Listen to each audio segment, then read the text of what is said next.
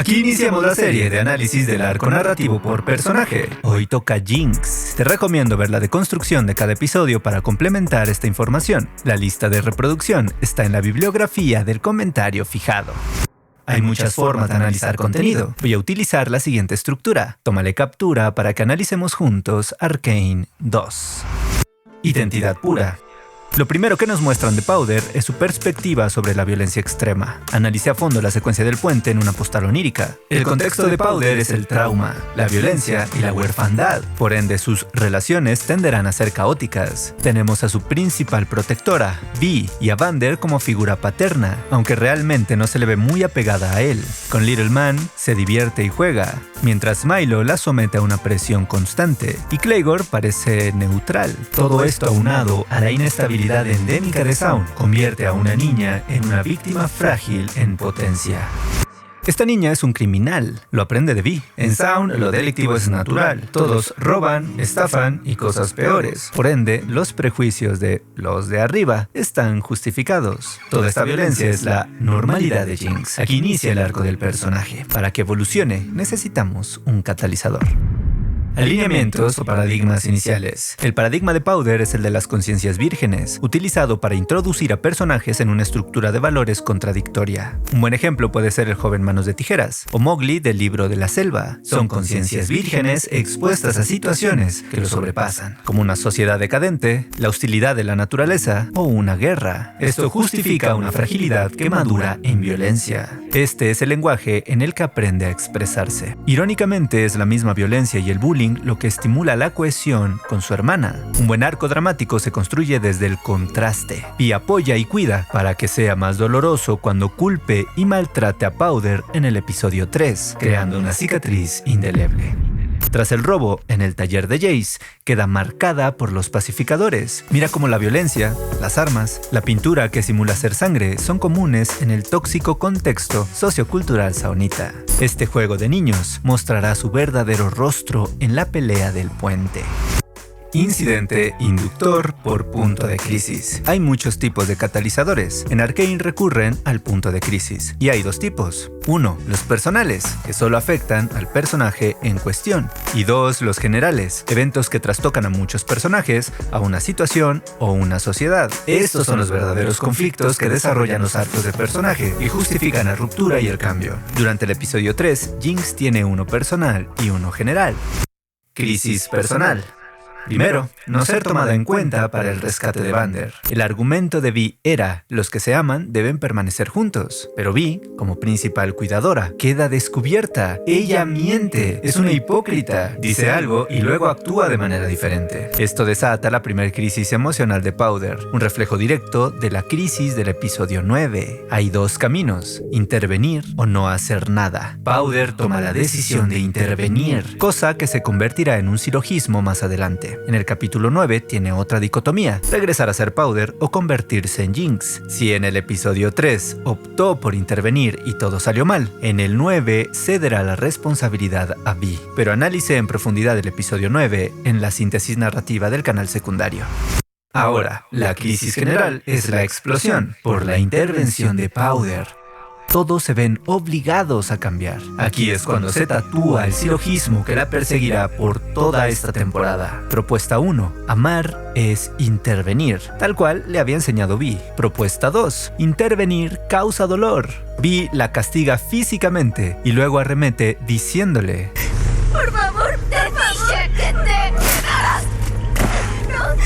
¿Por qué me dejaste? ¡Tendrás mala suerte! ¿Escuchaste? Milo tenía razón. La hiere con el trauma que trataba de corregir. Por ende, llega a la conclusión lógica. Si amar es intervenir, e intervenir causa dolor, quiere decir que amar duele.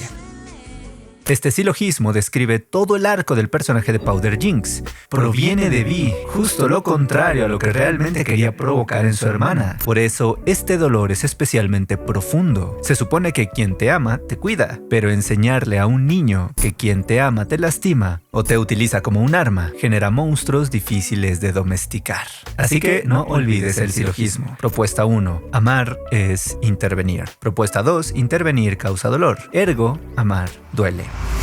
Los puntos de crisis generan rupturas que pueden ser emocionales, morales, filosóficas, espirituales o legales. La ruptura de Powder es eminentemente emocional. Saber esto permite predecir el tono que tiene el personaje. Para estos análisis voy a usar dos tipos de tonos concretos, el dramatúrgico y el narrativo. Un personaje con tono narrativo nos presta sus ojos para conocer el mundo, hace que la trama sean los sucesos, y él pilotea sobre ellos, como Harry Potter, Chihiro o Spike Spiegel de Cowboy Vivo. Conocemos un mundo y sus características especiales a través de sus ojos. Por otro lado, el tono dramatúrgico va sobre el conflicto interior, tramas más psicológicas y emocionales. Shinji, Pum Pum o Powder Jinx centran su desarrollo en sus traumas, sus conflictos y las limitaciones naturales de una mente lastimada. Ahora, el tono define el camino que toman los personajes para afrontar su desarrollo. Veremos a Powder cambiar, lógico, pero ¿será a través de un camino virtuoso o uno autodestructivo? Por lo regular, un tono dramatúrgico pide un camino autodestructivo. Ya sabes, conflictos, problemas, fuego, armas, muerte, etcétera, etcétera.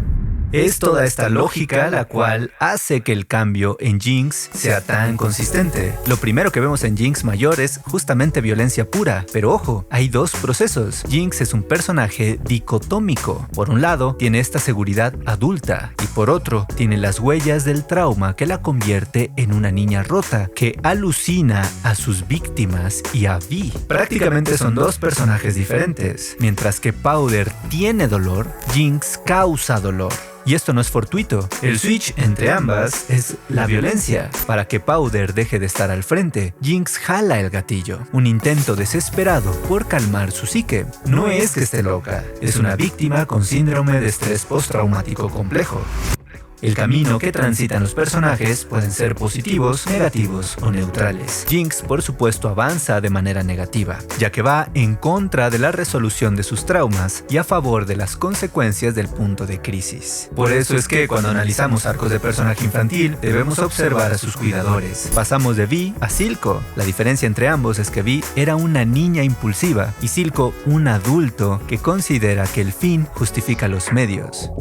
El poder, el verdadero poder, no llega a los que nacieron más fuertes. Llega a aquellos que harían lo que sea por adquirirlo. Es decir, es un hombre utilitario. Pero analicemos los puntos positivos generales de Silco como cuidador. Estimula su intelecto, le provee un espacio suficiente para que desarrolle sus aptitudes, confía en sus capacidades y además la trata con relativa suavidad. Por otro lado, estimula su intelecto para que fabrique armas, la utiliza como una, la convirtió en una suerte de sicario, permite y fomenta que robe y lastime y además hace que lo drogue. Silco no previene el trauma, usa las partes rotas de Jinx para controlarla. Tengo un video hablando sobre por qué Silco no ama a Jinx que te puede interesar. Y si opinas que sí la ama, pues también tengo un video en donde hablo al respecto.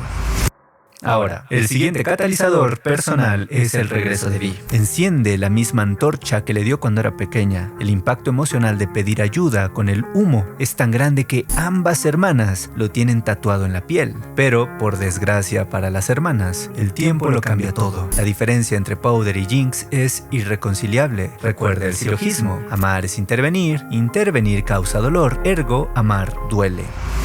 Jinx rechaza a Vi porque se siente reemplazada por Caitlyn. Esto reactiva el miedo al abandono que le implantó ella en el episodio 3. Esto trastoca a la psique de Jinx y la lleva al colapso. En la secuencia de las grapas podemos ver un brote típico. Las personas afligidas emocionalmente a veces recurren a la autolesión, ya que el dolor físico segrega endorfinas, neurotransmisores que actúan como analgésicos naturales. Es decir, lo que calma el dolor de Jinx es un dolor diferente, uno manejable. Estas son las consecuencias reales del abuso y el maltrato infantil. Psiques comprometidas a la autodestrucción, sedientas de encender antorchas que las liberen del peso. Jinx es una trinidad de conflictos. Primero y principal, su inestabilidad emocional, producto del trauma infantil. Luego, la inestabilidad moral por tener un cuidador que tiene normalizado el crimen organizado. Y por último, la inestabilidad bioquímica con el Shimmer.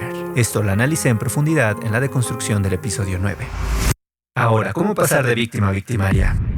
En la última escena le pide a Vi que elija entre Powder y Jinx. Al calor de la discusión entra en el mayor de sus brotes. Silco le dispara a Vi y, alterada por el Shimmer, reacciona para salvarla. Al final de cuentas, debajo del trauma aún hay una niña que entiende que la familia es lo más importante. No obstante, el daño es irreparable. Le duele haber matado a sus amigos, ser abandonada por su antigua familia, arrancada de su nuevo padre. Lo poco que quedaba de Powder se desvanece en cuanto se sienta. Aquí nace Jinx. Todos tenían razón. Ella era culpable de todo. La mujer dicotómica drena a Powder en forma de llanto químico y jala el gatillo. Esta idea es circular, como el título del episodio, el monstruo que creaste. El lenguaje de la violencia entre Piltover y Zaun crea daños colaterales, cuyo único lenguaje es justamente el de la violencia. Estos niños monstruos crecen para retribuir a su patria lo que les ha dado, un uroboros devorando su propia cola. Visto lo visto, las personas tienen dos opciones: aceptar la nueva estructura de valores o rechazarla. De niña genio oprimida a una violenta criminal sin escrúpulos, sin consideraciones éticas o morales. De huérfana traumatizada a una niña abandonada a su suerte por la única persona con la que se sentía segura. Un personaje dramatúrgico, agresivo, que maquilla su fragilidad devorando vidas, cuya única esperanza se pudrió esperando un pasado arruinado que jamás regresaría. Jinx acepta su nueva estructura de valores, lo cual plantea dos posibles caminos en el desarrollo del personaje. 1. Jinx entregándose al caos, intentando destruir a quienes debería amar, embriagada por una psique rota y contaminada de Shimmer, o un proceso dramático donde sea obligada a ceder, amando a los monstruos que ha creado y a sí misma. Caos o redención. ¿Tú qué elegirías?